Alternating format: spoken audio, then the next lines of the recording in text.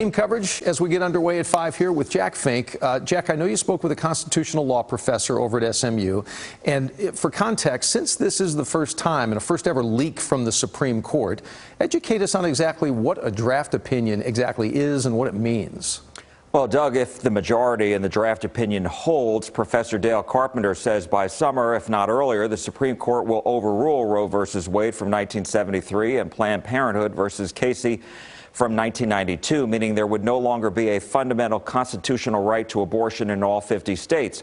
But as the Chief Justice said today, this is not a final draft that has been made public. And so Professor Carpenter says there could have been changes in the justice's views. So we're talking about 3 months having passed.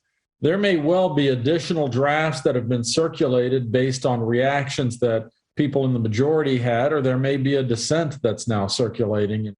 Professor Carpenter says he would not be surprised if the court overturns these decisions based off what he heard from the justices during their oral arguments in December when they considered Mississippi's law, which bans most abortions after 15 weeks. The draft ruling obtained by Politico was written by Justice Samuel Alito, who said Roe was egregiously wrong from the start. The Constitution makes no reference to abortion, and no such right is implicitly protected by any constitutional provision. Carpenter says he believes the key finding by the majority in the draft was that the prior abortion rulings were, quote, egregiously wrong.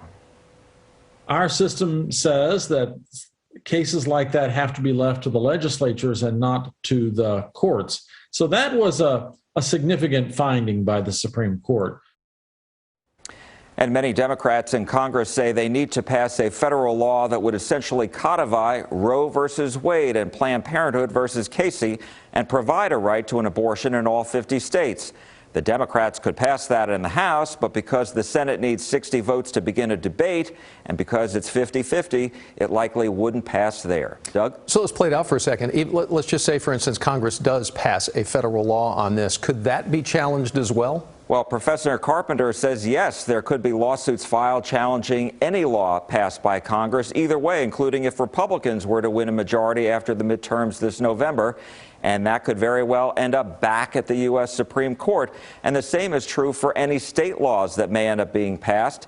They, too, may end up at the Supreme Court if challenged. Doug? So far to go, but we're learning along the way. Jack Fink, thank you very much.